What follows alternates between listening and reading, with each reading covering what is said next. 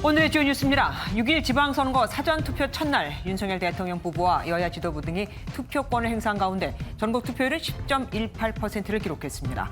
국민의힘은 강원, 영남, 충북을 돌며 우세 지역 굳히게 나섰고 더불어민주당은 경합 혹은 열세 지역인 수도권과 충북을 찾아 추격전에 나섰습니다. 윤석열 대통령은 법무부 인사정보관리단 신설 논란에 대해 대통령실은 정책 위주로 해야지 공직 후보자들의 비위를 캐서는 안 된다고 설명했습니다. 하지만 민주당은 인사 시스템이 무너지고 검찰 공화국이 되는 것이라며 권한쟁의 심판 청구도 검토하겠다고 강력 반발했습니다. 사료값 인상과 수요 증가로 돼지고기 가격이 오른 상황에서 아프리카 돼지 열병까지 발생했습니다. 정부는 돼지고기 공급에 아무 영향이 없다고 밝혔지만 확산 여부에 촉각을 곤두세우고 있습니다. 정부가 다음 달부터 고령층과 면역 저하자 등 고위험군이 하루 안에 코로나 검사와 진료, 처방까지 받는 패스트트랙을 도입합니다.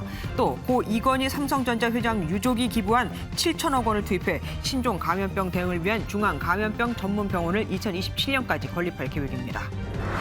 인천에서 층간소음 시비로 아래층 일가족 3명을 흉기로 찔러 살해하려고 한 40대 남성이 1심에서 22년의 중형을 선고받았습니다. 재판부는 피해자가 치명적인 손상을 입는 등 결과가 참혹했고 3명에 대한 살인 의도가 인정된다며 중형 이유를 밝혔습니다. 코로나19 확산 뒤 3년 만에 대학 축제가 열리면서 기존 가격보다 10배가 넘는 암표가 성행하고 있습니다.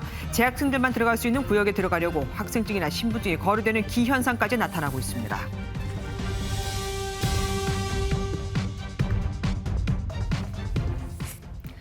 이번 6일 지방선거는 유독 접전지가 많죠.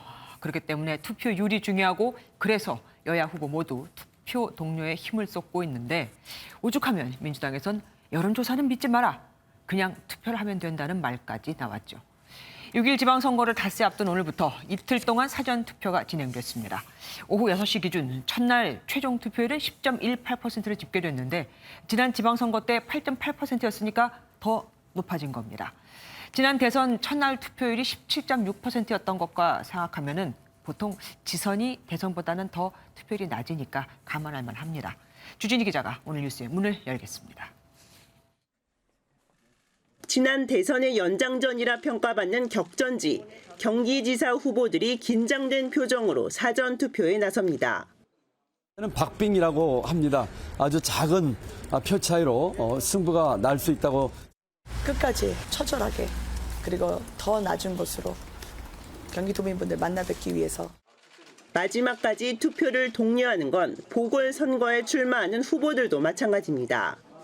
인천 계양을에 출마한 이재명 더불어민주당 후보는 투표를 통한 판세 뒤집기와 정권 견제를 호소했고 투표하면 이긴다. 여론조사가 아니라 실제 투표 많이 하는 측이 이깁니다. 경기 분당갑에 출마한 안철수 국민의힘 후보는 정권 안정을 위한 한 표 행사를 거듭 호소했습니다. 의회 권력을 되찾으려면 2년이나 남았습니다. 지금 할 수 있는 유일한 것은 지방 권력을 바꾸는 일입니다. 짙은 회색 넥타이를 맨 윤석열 대통령도 김건희 여사와 함께 용산의 한 투표소를 찾아 한 표를 행사했습니다.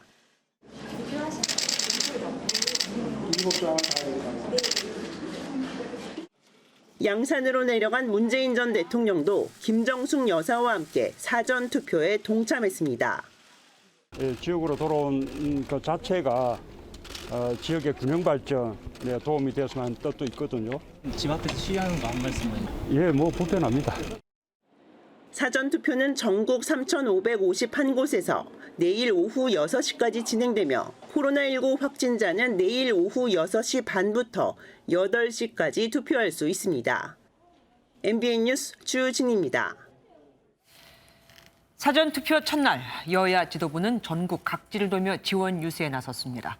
국민의힘은 우세 지역인 강원, 영남 등을 찾아 굳히게 나섰고 더불어민주당은 1, 2위 간 차이가 계속 줄어든 수도권은 물론 다소 열세인 충북 사수에 나섰습니다. 선거 막판으로 갈수록 얼마나 지지층을 결집시키느냐가 관건이 될 겁니다. 백길준 기자가 보도합니다. 국민의힘 지도부는 텃밭인 영남권과 여론조사상 우세가 점쳐지는 강원, 충북을 찾았습니다. 강원 원주에서 사전투표를 한 권성동 원내대표는 윤석열 정부는 강원도 정권이라고 강조했습니다. 강원도를 특별하게 생각하는 윤석열 대통령이 있고 강원도 출신 여당 원내대표가 있습니다. 이번 지방선거는 강원도가 발전할 수 있는 절호의 기회입니다.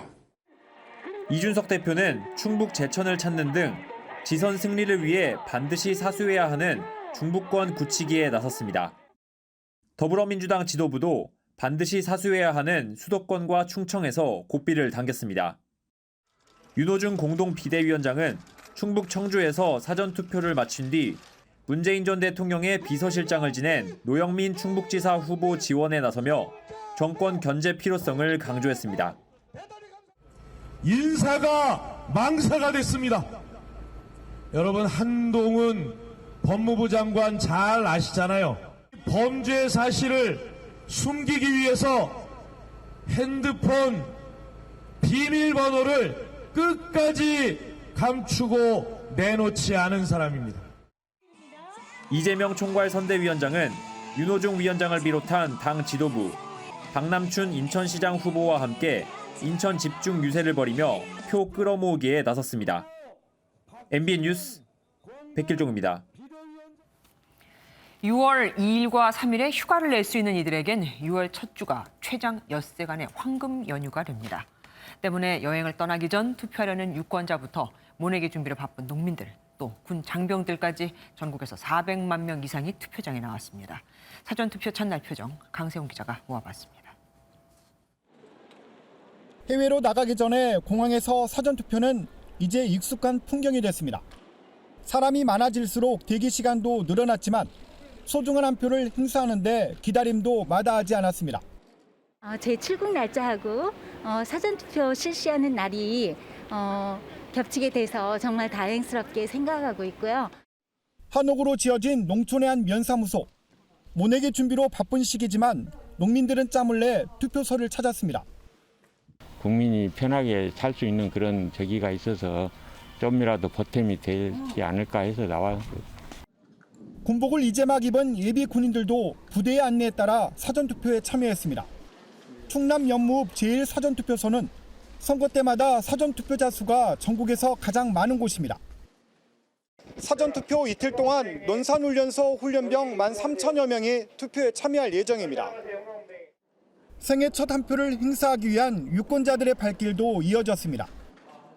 제대로 잘 몰랐던 것들이 많아가지고 다음번 선거 때는 더 정치에 관심을 갖고 투표를 해야겠다고 생각을 많이 했습니다. 역대 최대 규모의 무투표 당선자가 쏟아진 이번 지방선거를 지적하는 목소리도 나왔습니다.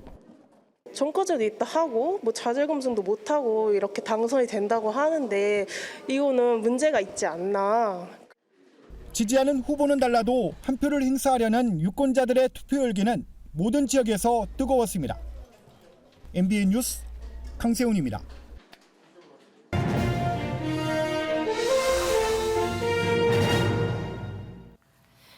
6.1 지방선거 격전지 후보들을 만나보는 연속기획, 이번엔 강원도로 가보겠습니다.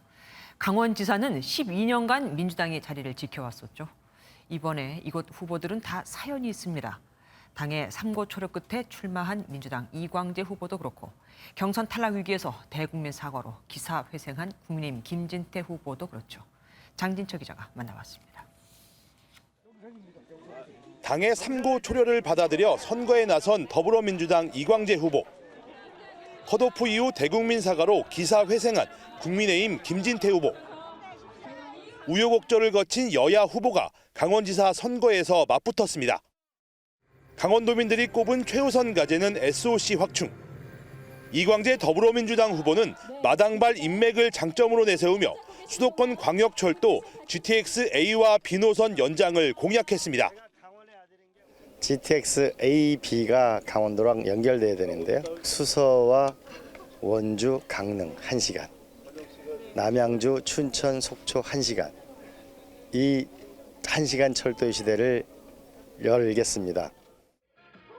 김진태 국민의힘 후보는 현실성 높은 GTX B 노선을 우선 이뤄내겠다고 공약했습니다.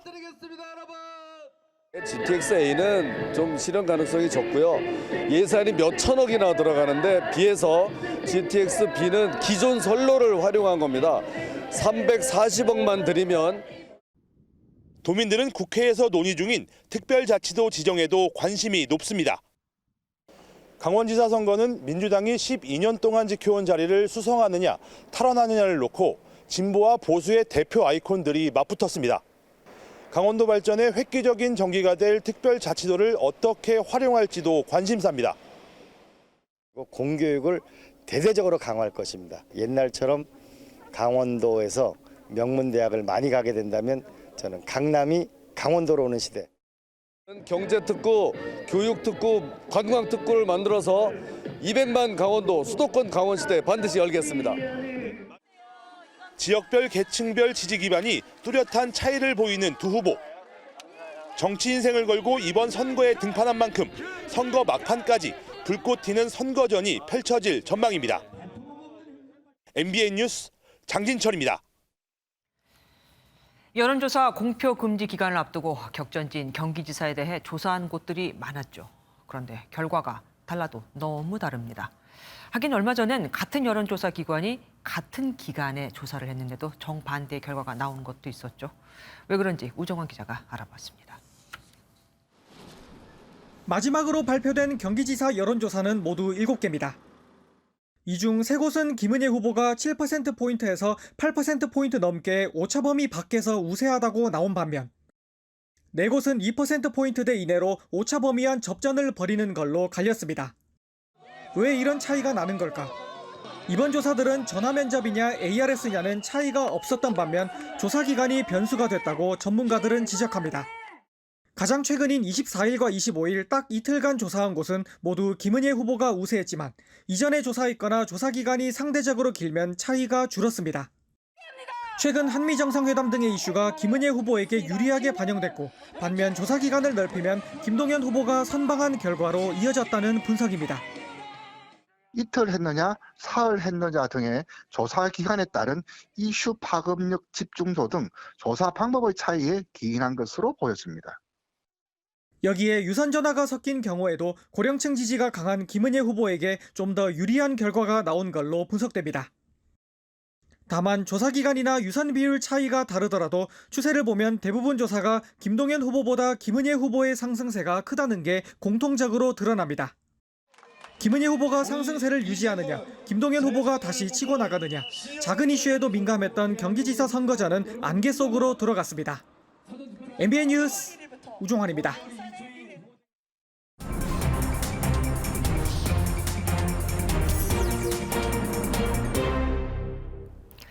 오늘 있었던 정치권 뒷이야기 들어보는 정치 톡톡 시간입니다. 정치부 선한빛 기자와 함께하겠습니다. 어서 오십시오.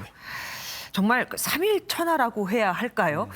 선거를 앞두고 세대 교체론을 꺼내들면서 지지와 반발을 동시에 샀던 박지원 민주당 비대위원장이 결국 사과를 했습니다. 네, 박지원 위원장의 논란 끝에 오늘 오후 3시쯤에 자신의 SNS를 통해서 사과 글을 올렸습니다.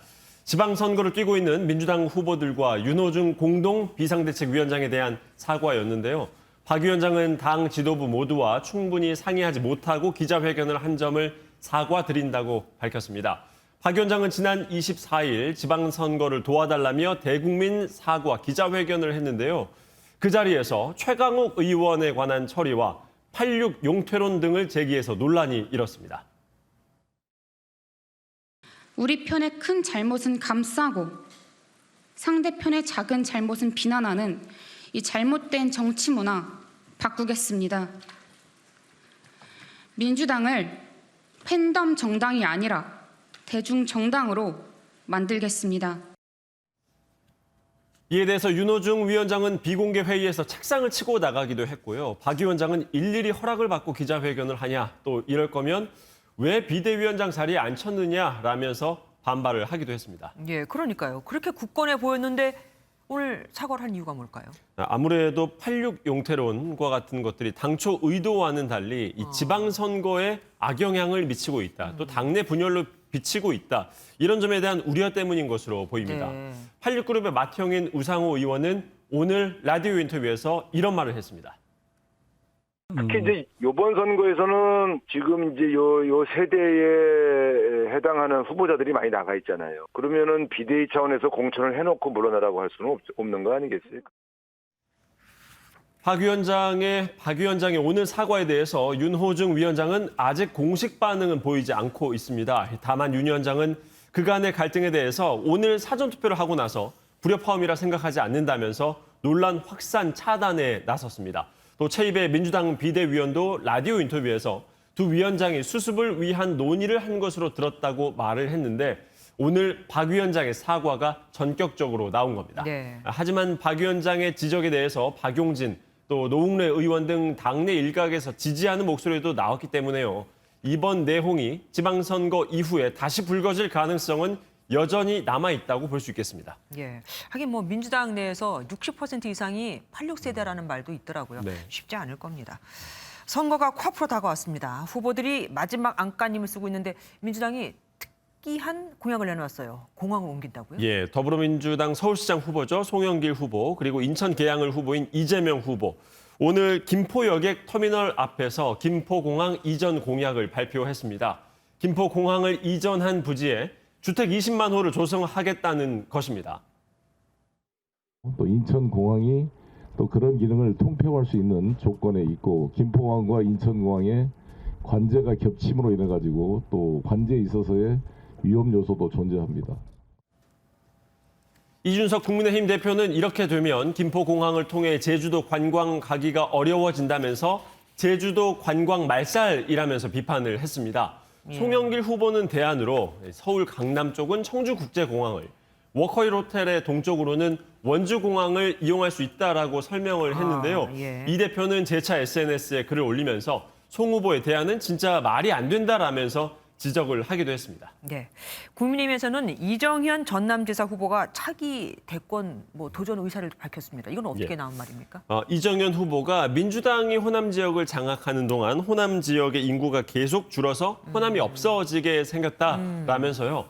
만약에 30% 이상 자신이 이번 선거에서 득표를 하면 차기 대선에 출마를 하겠다고 밝혔습니다. 네. 최근 여론조사를 보면요. 이 후보는 코리아 리서치, 한국 리서치, 그리고 입소스 공동조사에서는 12.9%를, 아랜서치 조사에선 17.5%를 기록했습니다.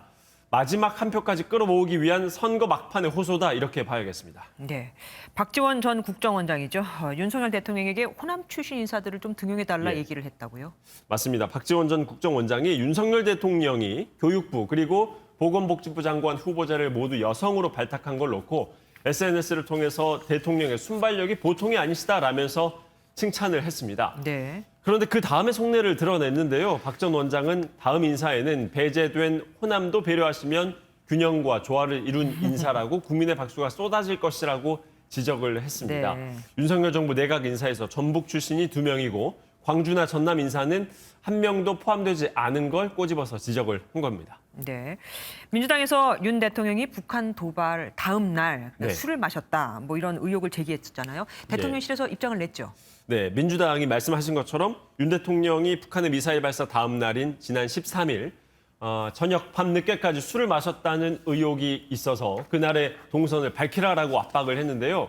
한 유튜브 채널에서 얼굴이 붉어 보이는 윤 대통령 사진을 공개하면서 만취 의혹을 제기했는데 민주당이 이걸 놓고 공격을 한 겁니다. 네. 대통령실이 이에 답을 했습니다. 답은 동선은 확인해 줄 수 없다였습니다. 대통령실 핵심 관계자는 중요한 일정들, 공개해야 하는 일정은 대부분 공개한다면서 개인 일정도 있을 때마다 저희가 일일이 확인해 드릴 상황은 아니다라고 밝혔습니다. 국민의힘에서는 이게 가짜 사진이다라고 역공을 했는데요. 박민영 국민의힘 대변인은 SNS에 해당 사진이 포토샵 처리가 된 사진이라고 반박을 하기도 했습니다. 야, 이제 사진도 믿을 수 없는 세상이 된 겁니까? 네, 지금까지 선한빛 기자와 정치톡톡 함께했습니다. 고맙습니다. 윤석열 대통령이 법무부 인사정보관리단 신설 논란에 대해 문제가 없다는 입장을 밝혔습니다.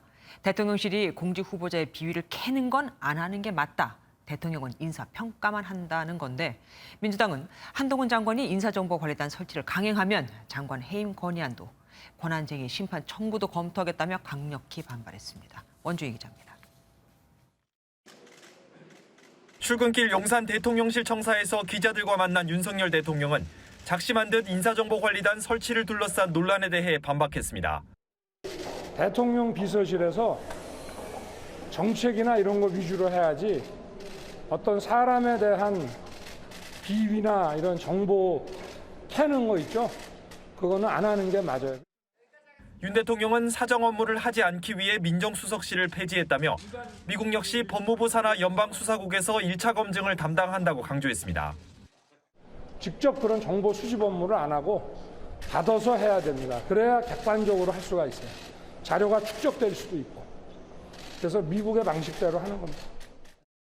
법무부 인사정보관리단이 공직 후보자 1차 검증을 담당하고 대통령실 공직기강 비서관이 검증 결과를 점검하는 구조로 하겠다는 것이 대통령실의 설명입니다. 민주당은 헌법재판소에 해당 조직 신설이 정당한지 묻는 권한쟁의 심판 청구를 검토하겠다는 입장입니다.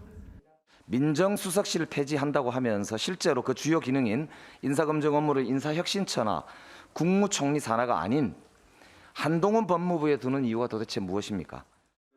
민주당은 법사위 전체 회의에 한 장관을 출석시켜 관련 질의를 할 예정이었지만 국민의힘의 반대로 취소됐습니다. MBN 뉴스 원중입니다. 이처럼 인사정보관리단이 한동훈 장관 직속으로 설치되면 한 장관의 권한이 비대해질 것이라는 비판에 법무부가 독립된 장소에 검증단 사무실을 마련하기로 했습니다. 과천 법무부 청사와는 먼 서울 삼청동 감사원 별관에 설치할 예정입니다. 하지만 어차피 최종 보고는 한 장관에게 다 하겠죠. 민주당이 여기에 넘어갈 것 같지는 않습니다. 서영수 기자가 보도합니다.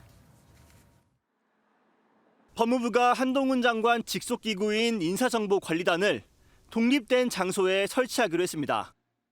인사정보관리단은 법무부 과천청사가 아닌 과거 청와대 공직기관 비서실이 쓰던 서울 삼청동 감사원 별관 건물을 사용할 예정입니다. 법무부는 물론 대통령실과도 거리가 먼 제3의 장소를 선택하면서 인사검증 업무의 독립성을 보장하겠다는 취지입니다. 인사검증 업무를 총괄하는 단장도 비검찰 출신 공무원으로 임명하고 법무부 장관에게 중간 보고도 하지 않도록 했습니다. 모두 검찰의 권한 비대화 우려를 해소하기 위한 조치입니다.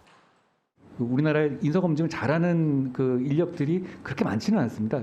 그런 공무원들이 있거든요. 그분들을 잘 모셔서 투명하게 할 수 있도록. 관련 개정안이 차관 회의를 통과하면서 이르면 다음 주 국무회의를 거쳐 인사정보관리단이 공식 출범할 것으로 보입니다. MBN 뉴스 서영수입니다.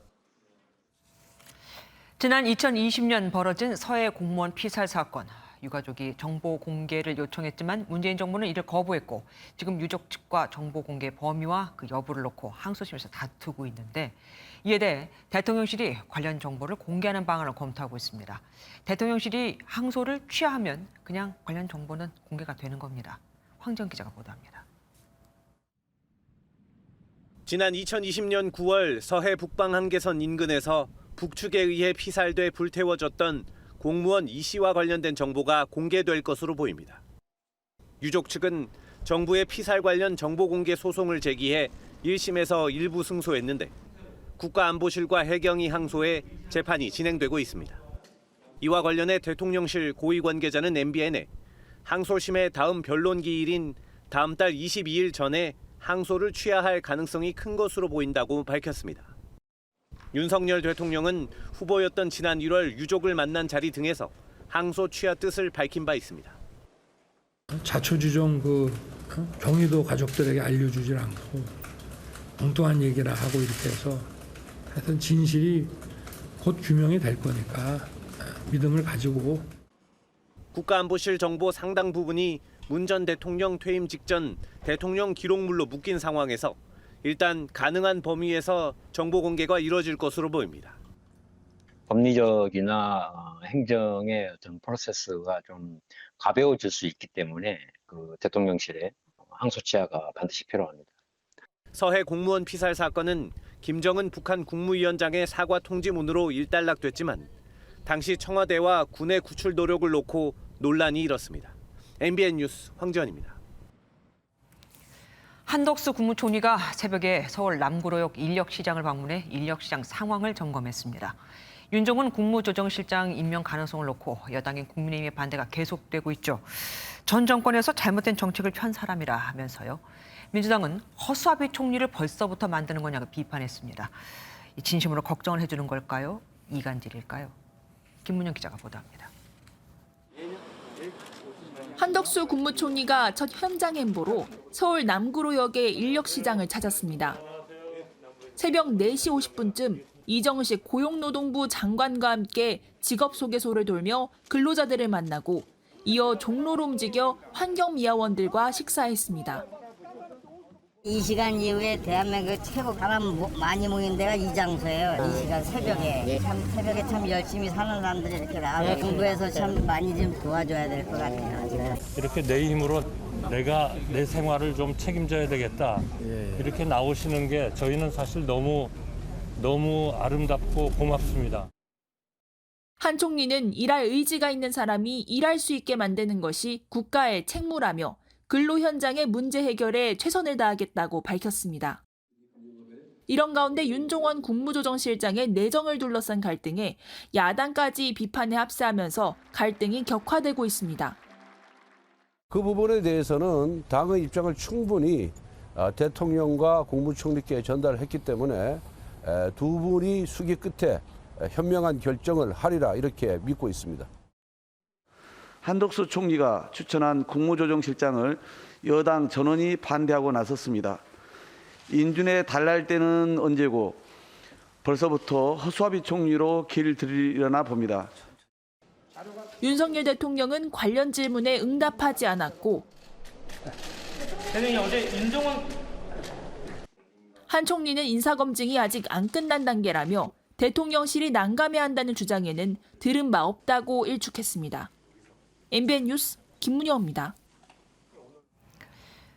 지난해 11월 인천의 한 빌라에서 벌어진 층간소음 칼부림에 경찰이 제대로 대응하지 못해 중상자가 생겨 논란이 컸었죠. 이 칼부림을 한 40대 남성에게 1심에서 징역 22년의 중형이 내려졌습니다. 재판부는 가해자가 아래층 주민 3명 모두를 살해하려고 한 점을 인정했습니다. 노승환 기자가 보도합니다. 지난해 11월 인천의 한 빌라에서 층간소음 시비 끝에 4층 40대 남성이 3층으로 흉기를 들고 가 난동을 부렸습니다. 이로 인해 3층에 살던 여성은 흉기에 찔려 의식을 잃었고 이를 막던 남편과 딸도 크게 다쳤습니다. 현장에 출동한 남녀 경찰관은 어쩐 일인지 피해 가족을 두고 현장을 벗어나 부실 대응으로 논란을 키웠던 사건입니다. 4층에 살던 40대 피의자에게 1심 법원은 살인 미수 혐의로 징역 22년을 선고했습니다. 재판부는 판결에서 당시 범행의 정황과 증거 등을 종합할 때 피의자가 아래층 주민 3명 모두를 살해하려 한 점이 인정된다고 밝혔습니다. 피의자는 3층 여성에 대한 살인 미수 혐의는 인정하되 그 남편과 딸을 살해할 의도는 없었다고 주장했지만 재판부는 받아들이지 않았습니다. 아울러 피의자의 현실 인식에 문제가 있고 재범 가능성도 높다며 출소 후 10년간 전자발찌 착용도 명령했습니다. 당시 칼부림을 온몸으로 막았던 가족은 법원의 선고를 환영했습니다. 정당한 그 형량을 내렸다고 저는 생각하고 있습니다. 일단 판사님께 고맙다고 좀 전해주고 싶고요. 그러면서 부실 대응으로 칼부림을 막지 못한 두 경찰관에게도 엄한 처벌이 내려지길 기대한다고 밝혔습니다. 두 경찰관은 직무유기 등의 혐의로 현재 검찰 수사를 받고 있습니다. MBN 뉴스 노승환입니다. 야간 순찰을 하던 경찰관이 갑자기 쓰러진 대학생을 보고 심폐소생술로 살렸습니다. 처음 해본 거라고 하네요. 당시 긴박했던 상황이 CCTV에 그대로 찍혔는데 골든타임의 중요성을 다시 한번 느끼게 해줍니다. 박상욱 기자가 보도합니다. 남녀 대학생 5명이 나란히 인도로 걸어갑니다.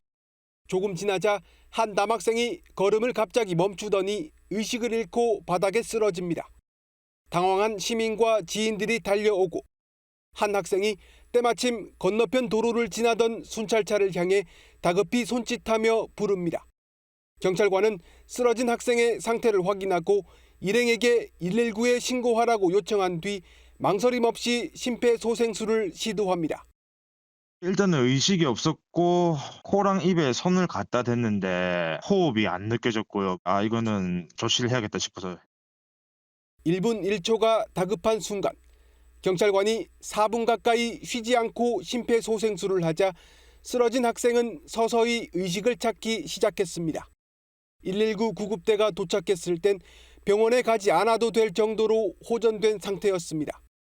지난 2016년 경찰이 된 강대웅 경장은 그동안 심폐소생술 교육을 수도 없이 받았지만 직접 해본 건 이번이 처음이었습니다. 아무래도 교육할 때랑 다르게 좀 더 디테일한 부분을 잘 숙지를 해놔야 되겠다는 생각이 들었고요. 다행이라는 생각이 들고. 경찰은 강 경장에 대한 포상을 검토하고 있습니다. MBN 뉴스 박상호입니다. 우크라이나 의용대에 참전했던 특수부대 출신 이근전 대위가 귀국했습니다. 이 씨는 우크라이나에서 입은 무릎 부상을 치료하면서 경찰 조사에 협조하고 처벌도 받겠다고 밝혔습니다. 사실 70년 가까이 사전죄, 그러니까 개인이 다른 나라의 전쟁에 참여한 죄로 처벌된 적은 없었습니다. 문제는 이 씨 바람대로 다시 우크라이나로 갈 수 있느냐, 그러니까 참전할 수 있느냐 하는 거겠죠. 강재묵 기자가 보도합니다. 검은색 상의에 마스크를 쓴 이근전 해군 특수전전단 대위가 입국장을 걸어 나옵니다. 우크라이나를 침공한 러시아에 맞서 참전하겠다며 지난 3월 초 출국한 지 약 석 달 만으로 무릎 십자인대 부상을 입고 귀국한 겁니다. 다쳐서 회복하기 위해서 또 치료받기 위해서 여기로 나왔습니다. 저는 마음은 돌아가고 싶습니다. 정부의 우크라이나 여행 금지 규정을 어긴 건 인정했지만 자신의 행동은 정당했다고 강조했습니다. 일단 욕을 많이 먹은 걸 알고 있어요. 싸우러 간 게 아니라 사람을 보호하기 위해서 갔어요. 실제로 전쟁을 보니까 되게 많은 범죄 행위를 봤어요. 이 씨에 대해 여권법 위반 혐의로 수사를 진행 중인 경찰은 즉시 출국 금지 절차를 밟았는데 다음 달 초쯤 첫 조사를 시작할 방침입니다. 일각에서는 정부 허가 없이 외국에서 개인이 사적으로 전쟁 행위를 하는 경우에 처벌하는 사전죄 적용 가능성도 제기하고 있지만 실제 적용은 쉽지 않다는 게 법조계 분석입니다. 현재까지 거의 한 70년 동안 사전죄로 처벌된 사례는 없습니다. 제네바 헤이그 협약에 따라 가지고 자발적으로 조직에 참여할 수 있는 권리를 보장받고 있고 한 번도 처벌한 사례가 없다 보니까 세간의 논란을 의식한 듯 이 씨는 재판을 피할 목적으로 우크라이나 시민권을 받지는 않았다고 설명했습니다.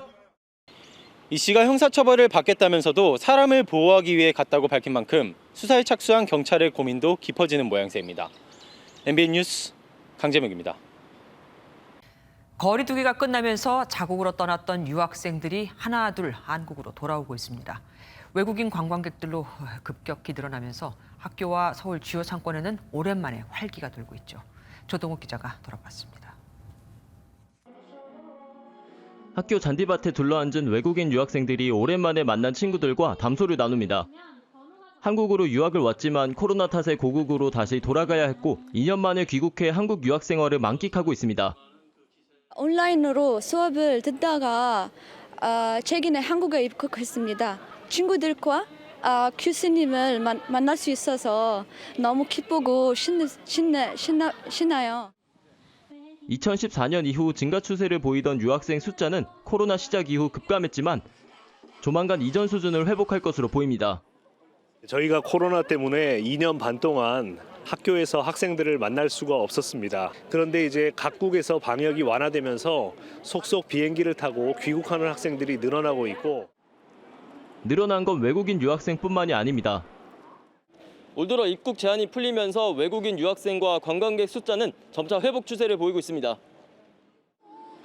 외국인이 주로 찾는 도심 상권은 조금씩 활기가 돌고 있습니다. 작년보다 지금 거의 한 40-50% 늘어났다 봐야지. 토요일날 일어나면 매 터집니다. 많이 늘어났고 우리는 장사하면서 이익이 되고 좋죠. 그때 맹동이 지금 살아나네. 그간 볼 수 없었던 외국인 유학생들과 관광객들이 다시 증가하는 추세를 보이면서 학교와 관광지들도 다시 예전의 모습을 되찾고 있었습니다. MBN 뉴스 조동욱입니다.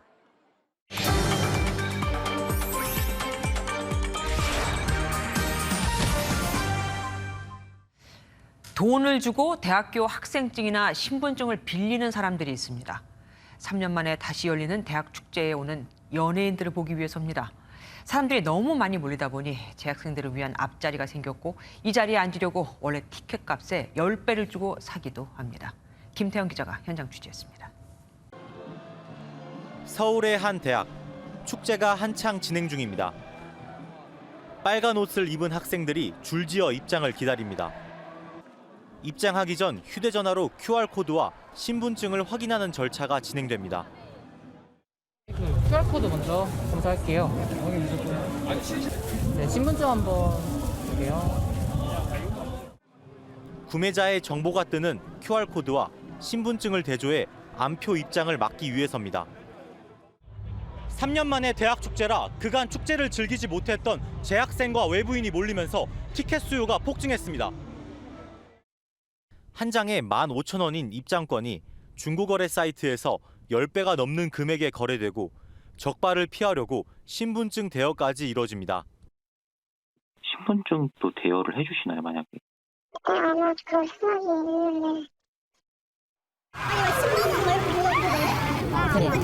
생각이 있는데. 학생들은 과거에도 대학 축제 암표가 있긴 했지만 티켓 값이 이렇게 유례 없이 치솟은 적은 없었다고 말합니다. 예전에도 있었지만 이렇게 15만 원, 막 10배 이상의 가격이 뛴 것은 코로나 기간 동안에 이제 축제를 제대로 즐기지 못하고 또 그러다 보니까 재학생은 물론 졸업생 그리고 심지어 외부인까지 입장객들이 몰리면서 재학생만 앞자리 구경이 가능한 구역이 생기다 보니 심지어 돈을 받고 학생증과 신분증을 대여해 주기도 합니다. 대학마다 경쟁적으로 연예인 섭외를 하다 보니 이러한 과열 현상이 일어났다는 지적도 있습니다. 사실 연예인 한 번 올 때 들이는 비용이 엄청난데 그게 그렇게 의미가 있나 싶은 것도 있고 다 우리 등록금으로 부르는 거니까. 코로나19 이후 3년 만에 재개된 대학 축제. 이런 일탈된 모습들에 대한 적지 않은 비판도 나오고 있습니다. MBN 뉴스 김태형입니다.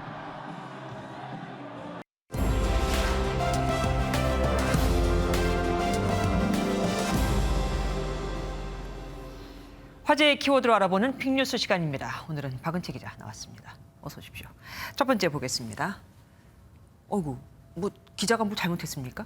네, 미국 시카고의 한 번화가를 지나던 남성이 뉴스 브리핑 중인 취재진을 향해 총을 겨누는 일이 발생했습니다. 네. 현지 시각으로 25일 오전 중국계 기자 조니 럼이 거리에서 총기 사건 현장에서 중계를 하고 있었습니다. 그 순간 뉴스 화면 왼쪽에서 회색 후드 티셔츠에 모자를 덮어 쓴 흑인 남성이 등장해서 손에 쥔 총을 번쩍 들어 취재진에게 겨누는 자세를 취했습니다. 남성은 현장에서 멀어진 후에도 뒤를 한 번 더 돌아보며 한 차례 같은 행동을 해보였습니다. 예, 그러니까 중계하고 있던 차라고 했으니까 생방송 중이었다는 거잖아요. 네. 진짜 총이었을까요? 다친 사람은 없습니까? 네, 다행히 취재진과 현장 스태프 모두 무사하다고 합니다. 현지 경찰은 인근 CCTV에 포착된 남성의 인상착의를 토대로 18세에서 25세 사이일 것으로 추정하고 있습니다. 하지만 잡아도 무슨 혐의를 적용하죠? 네, 협박죄가 예상됩니다. 현지 언론 보도에 따르면 취재진이 실제로 공포에 떨었다고 합니다. 총을 겨눈 행위에 다분히 고의성이 보이는 만큼 경찰이 입건한다면 협박 혐의가 될 것으로 보입니다. 그런가 하면 실제로 충격을 당한 기자가 있었잖아요. 네, 팔레스타인 검찰이 알자지라 기자의 사망 사건은 이스라엘군의 의도적인 총격에 의한 것이라고 결론 내렸습니다. 팔레스타인계 미국인인 시리나부 아클레 기자는 지난 11일 취재를 위해 난민촌 인근에 있다가 총격을 받아 숨졌습니다. 팔레스타인 검찰은 취재 기자에게 총을 쏘는 것은 전쟁 범죄에 해당한다면서 조사 결과를 국제사회와 국제형사재판소에 제출할 것이라고 말했습니다. 이스라엘 국방장관은 이에 대해 이스라엘군은 진실을 찾기 위해 자체 조사를 벌이고 있다고 전했습니다. 여기저기서 기자들이 수난을 당하고 있습니다. 다음은 어깨빵 당했다. 어깨빵이면 이렇게 밀쳤다는 겁니까? 네. 어깨로? 가수 아이유 씨가 배우로 칸 영화제에 참석했죠. 네. 아이유 씨는 영화 브로커의 주인공으로 출연해 칸 영화제 레드카펫을 밟게 됐습니다. 그런데 한 금발 여성이 아이유 씨와 어깨를 부딪히고 가는 듯한 모습이 담겨 논란이 일었습니다. 예, 누군지 확인이 됐습니까? 네, 프랑스의 한 뷰티 인플루언서였습니다. 영상을 본 네티즌들이 어깨를 밀친 여성이 누군지 찾아내 인스타그램에 비난 댓글을 달았는데요. 여성은 결국 자신의 인스타그램에 아이유에게 사과한다고 영상을 올렸습니다. 인플루언서라고 하지만 아이유 씨하고 비교가 될까요? 네, 인지도 면에서 비교가 어려운 것이 사실입니다. 해당 인플루언서의 인스타그램 팔로워는 약 3만 명인데 아이유 씨의 계정은 2,600만 명이 구독하고 있습니다. 예, 다음 보겠습니다. 2장에 100만 원. 뭐가 이렇게 비싸요? 네, 다음 달 2일 한국 대 브라질 국가대표 경기 티켓 가격입니다.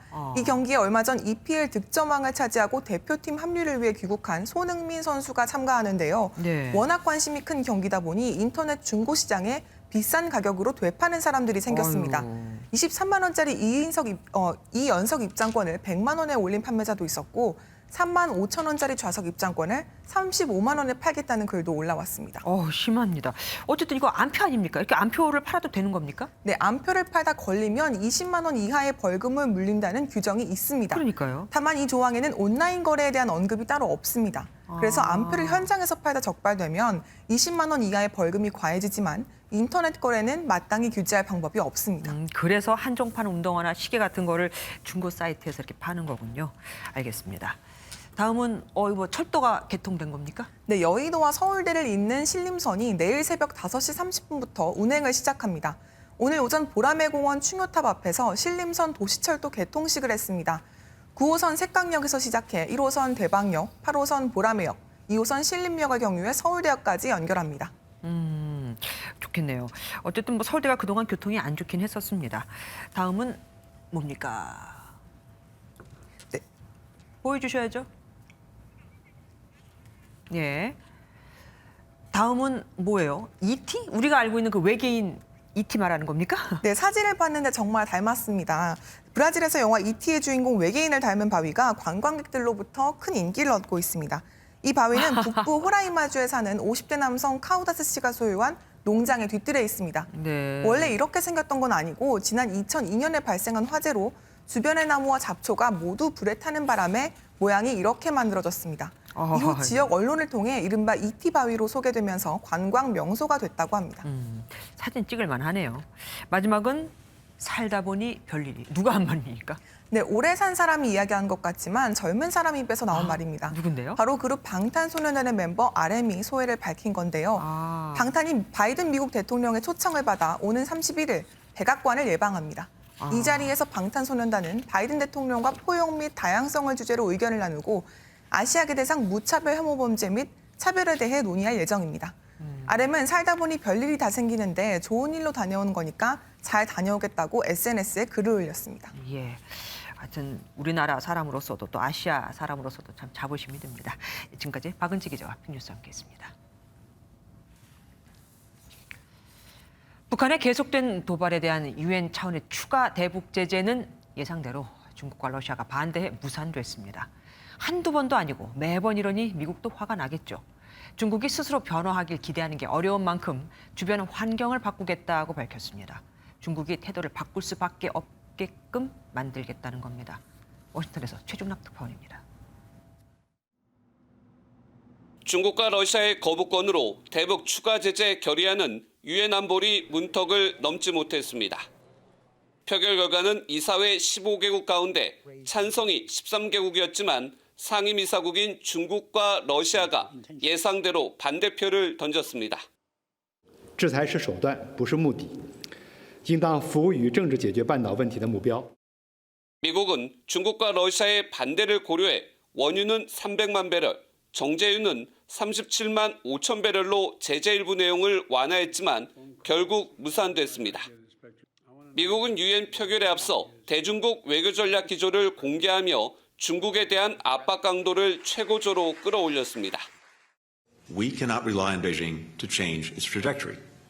So, we will shape the strategic environment around Beijing to advance our vision for an open, inclusive international system. 중국이 변하지 않는다면 중국 정부가 태도를 바꿀 수밖에 없도록 그 환경을 만들겠다는 의미로 풀이됩니다. 그러면서도 중국의 정치체제 변화를 추구하는 게 아니라며 언제든 대화할 준비가 돼 있다고 강조했습니다. We stand ready to increase our direct communication with Beijing across a full range of issues. 인도 태평양 지역을 둘러싼 미중 주도권 경쟁이 본격화하면서 우리나라를 포함한 영내 정세는 더욱 대립적인 구도로 격화될 전망입니다. 워싱턴에서 MBN 뉴스 최종락입니다. 이런 얘기를 듣고 가만히 있을 중국이 아니죠. 미국이 자기 손을 자르게 될 것이라며 미국의 뒷마당이라고 불리는 남태평양 국가들을 공략하고 우리나라와 일본 등 미국과 동맹 강화를 천명한 주변국들을 향해선 전투기와 항모 전단을 내세우며 무력 시위를 벌였습니다. 베이징에서 윤석정 특파원이 전해왔습니다. 왕이 중국 외교부장이 솔로몬 제도를 방문했습니다. 바이든 미국 대통령의 아시아 순방이 끝나자마자 남태평양 지역을 찾은 건데 다분히 미국의 인도 태평양 전략에 대한 견제 포석입니다. 특히 쿼드 회원국 호주와 인접한 솔로몬 제도는 이미 중국과 안보 협정까지 맺은 상태여서 중국이 미국의 포위망을 뚫는 교두보 역할을 할 수 있다는 분석입니다. We made a very crucial decision to a very principled position to recognize the One China principle. 중국은 또 미국과 동맹 강화 의지를 피력한 우리나라에 대해서도 사전 통보 없이 러시아와 함께 우리의 방공 식별구역 카디즈를 침범했습니다. 그런가 하면 랴오닝함 항모전단은 이번 달에 역대 최장 기간인 20날 동안 대만 동쪽과 일본 남쪽 서태평양 해역에서 작전을 수행했습니다. 이 역시 인도태평양 경제 프레임워크 IPEF와 쿼드 등 미국의 인도태평양 전략에 맞선 중국의 군사 대응 태세 점검입니다. 중국은 또 대만에 대한 미국의 전략적 모호성에 대해서도 자기 손을 자를 것이라며 격한 반응을 보였습니다. 美方不断虚化掏空一个中国原则，妄图采用切香肠的方式实现以台制华的图谋，这完全是痴心妄想。我们正告美方一些人，在台湾问题上切香肠，一定会切到自己的手。 안보와 경제 등 전방위적인 미국의 견제 속에 중국도 맞대응에 나서면서 인도태평양 지역 정세는 미중 강대국의 대립구도로 요동치고 있습니다. 베이징에서 MBN 뉴스 윤석정입니다.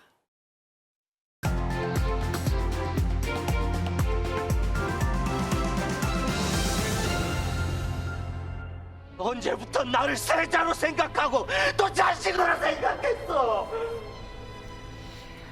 영조의 아들 사도는 아버지의 바람대로 완벽한 세자가 되고 싶었지만 자신을 다그치기만 하는 아버지와의 갈등으로 결국 뒤주에 갇혀 죽는 운명을 맞게 됩니다. 흔히들 농사 중 가장 어려운 게 자식 농사라고 하죠. 조선 최고의 성군인 세종대왕조차 그가 세상을 떠난 후 차남 수양대군이 왕위를 찬탈하는 과정에서 형제들과 조카를 사륙했으니 자식 농사에 성공했다고 볼 수 없고 인류의 큰 스승으로 불리는 공자 역시 어쩌다 아들과 집 마당에서라도 마주치면 요즘은 무슨 책 읽냐? 물을 뿐 대면대면한 사이였다고 하니까요. 그런데 아시아인 처음으로 잉글랜드 프리미어리그 득점왕에 오른 손흥민 선수가 바로 진정한 아빠 찬스의 수혜자라는 걸 아십니까? 손 선수의 아버지 손웅정 씨는 축구를 너무 좋아했지만 나는 죽을 힘을 다해 뛸 뿐 기술이 부족한 삼류 선수였다. 나처럼 축구하면 안 되겠다 싶어 나와 정반대로 가르쳤다고 합니다. 그가 택한 길은 철저한 기본기와 자기 절제였습니다. 고등학교 가기 전까지 슈팅 연습 없이 기본만 시켰습니다. 7년간 기본기, 몸 밸런스, 공에 대한 감각 이 세 가지만 지도했죠. 이후엔 매일 왼발 500, 오른발 500개 합쳐서 1000개씩 슈팅을 했다니 오늘날의 성공은 아빠 찬스가 맞습니다. 농구 대통령으로 불리는 허재 전 감독은 2014년 프로농구연맹 신인 드래프트에서 아들을 호명하지 않았습니다. 자신이 지명권을 가졌음에도 실력이 검증된 선수임에도 허웅에겐 눈길도 주지 않고 다른 선수의 이름을 불렀습니다. 그때 만약 아들을 호명했다면 지금의 허재와 허웅이 있었을까요? 비뚤어진 아빠 찬스로 온 국민적 질타를 받았던 몇몇 사람들과 참 비교되지요.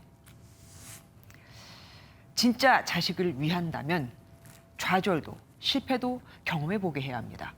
함께 소통하며 긴 시간을 함께하는 것. 편법보다 좀 늦더라도 우직하게 목표를 향해 한 발 한 발 나아가도록 이끌어주는 것. 이것이 바로 자식을 행복으로 인도하는 길이자 진정한 아빠 찬스가 아닐까요? 김주아의 그런데 오늘은 손흥민의 진정한 아빠 찬스였습니다.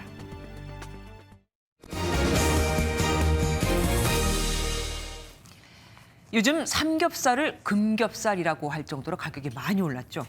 이 와중에 아프리카 돼지 열병까지 발생했습니다. 확산 여부에 따라 엎친 데 덮친 격이 될 수 있는 거죠. 안병욱 기자가 보도합니다. 세종시의 한 대형마트입니다. 서민 음식이라던 삼겹살 가격은 이미 부담스러운 수준으로 치솟은 지 오래. 삼겹살 값이나 고기 값이 많이 올라서 잘 안 먹게 돼. 체감은 하지만 그래도 먹어야 되는 음식이라서 그냥 구입하고 있어요. 실제 삼겹살 100g당 평균 소비자 가격은 2,915원으로 한 달 전보다 15%, 1년 전보다 13% 오른 것으로 나타났습니다. 거리두기 해제로 외식 등 수요가 급증한 데다 사료값이 뛴 게 원인입니다. 이런 상황에서 치사율 100%에 이르는 아프리카 돼지열병이 강원도 홍천의 한 돼지 농가에서 올해 처음 발생했습니다. 방역당국은 해당 농가 돼지를 살처분하고 경기와 강원 지역 돼지 농장 관련 축산시설 등에 대해 일시 이동 중지 명령을 발령했습니다. 추가 발생 방지를 위해서는 향후 3주간이 매우 중요한 시기입니다. 따라서 관계기관과 지자체에서는 긴장의 끈을 놓지 말고 정부는 돼지고기 공급에 문제가 없다면서도 처음 아프리카 돼지열병이 발생했던 2019년 돼지고기 경매 가격이 하루 만에 28%나 치솟은 바 있어 촉각을 곤두세우고 있습니다. 게다가 6월부터 통상 도축이 줄며 돼지고기 공급이 감소해 가격 상승은 당분간 계속될 것이란 전망이 우세합니다. MBN 뉴스 안배욱입니다. 정부가 60세 이상 등 고위험군을 대상으로 검사부터 진료, 먹는 치료제 처방까지 하루 안에 끝낼 수 있는 패스트트랙을 시행합니다. 코로나19 치료제는 증상 발발 후 닷새 안에 먹어야 하는데 검사 받고 기다리다가 시간 다 간다는 불만이 많았었거든요. 또 지난해 고 이건희 삼성전자 회장 유족이 기부한 7천억 원을 투입해 중앙감염병 전문병원을 2027년까지 완공하기로 했습니다. 정태진 기자입니다. 코로나19 사망자의 92%, 위중증 환자의 86%는 60세 이상의 고령층입니다. 이에 정부는 다음 달부터 고령층과 면역 저하자, 요양병원 입소자 등 고위험군이 하루 안에 검사와 진료, 처방을 마칠 수 있게 할 계획입니다. 전국 동네 병원의 신속항원 검사나 보건소에서 PCR 검사를 받고 대면 진료까지 최대한 신속하게 대응하겠다는 취지입니다. 최근 오미크론은 2달째 뚜렷한 감소세를 이어가고는 있습니다만 아직 안심할 수는 없습니다. 정부는 방역과 의료 대응 체제를 철저히 준비해 나가겠습니다. 정부는 또 신종 감염병 대응을 위한 중앙감염병 전문병원을 서울 미군 공병단 부지에 2027년까지 완공할 계획이라고 밝혔습니다. 중앙감염병 전문병원은 세계 최고 수준의 감염병 진료병원으로 건립되어 중증 환자의 치료뿐만 아니라 국가적인 감염병 관리 업무를 함께 수행하는 이 병원의 건립을 위해 고 이건희 삼성전자 회장 유족이 기부한 7천억 원이 투입됩니다. MBN 뉴스 정태진입니다. 우리나라는 GDP 대비 0.27%를 체육 예산으로 지출하고 있습니다. 유럽연합 27개국 평균이 0.7%인 걸 감안하면 상당히 낮은 거죠. 체육 활동은 국민 복지와 직결된 만큼 체육 예산을 확대해야 한다는 목소리가 높습니다. 해법이 있을까요? 전광열 기자가 알아봤습니다. 스크린이 걸려있는 교실에 활기가 넘쳐납니다. 전북 익산의 한 초등학교 가상현실 체육 수업 장면입니다. 서울 송파의 체력인증센터에서 무료로 체력 측정을 받는 70대 부부. 이게 무료거든요. 내 몸에 맞는 운동 프로그램을 적응하게 되니까 참 좋더라고요. 체육 복지를 가능하게 하는 게 체육 예산인데 올해 체육 예산 1조 9,303억 원 중 국고는 2,108억 원뿐이고 나머지 1조 7,195억 원은 체육진흥 투표권 등으로 벌어들인 국민체육진흥기금이었습니다. 게다가 체육 예산에서 국민체육진흥기금이 차지하는 비중은 해마다 늘고 있습니다. 국민체육진흥기금을 보다 안정적이고 적극적으로 확대 조성할 수 있는 방법을 마련해주면 국고에 대한 부담 없이도 체육에 대한 예산을 확대할 수 있습니다. 체육진흥 투표권 사업의 성장을 막고 각종 사회 문제를 일으키는 불법 스포츠 도박을 근절하는 것도 체육진흥기금을 늘리는 방법입니다. 관리 감독 이런 것들을 강화해서 아무래도 이제 커져가는 이 불법 스포츠 도박 시장을 이 합법 시장으로 좀 전환시키는 이 체육진흥 투표권을 조금 더 확대할 수 있는 방안이. 윤석열 대통령이 스포츠는 최고의 복지라며 국가 체육 사업에 많은 예산이 필요하다고 말했고 이달 초 발표된 새 정부 국정 과제에도 스포츠 복지 실현이 포함됐습니다. 정부의 의지가 있는 만큼 이제는 체육진흥기금 확대 조성 등 체육 예산을 늘리기 위한 구체적인 방안을 마련해야 한다는 게 체육계의 주문입니다. MBN 뉴스 전광열입니다. 브라질 축구대표팀이 국내에서 첫 훈련을 갖고 다음 주 우리 대표팀과의 평가전 준비를 본격적으로 시작했습니다. 우리가 막아야 할 브라질의 에이스 네이마르 선수가 첫 훈련부터 날렵한 움직임을 보여줬는데요. 핫클립에서 만나보시죠.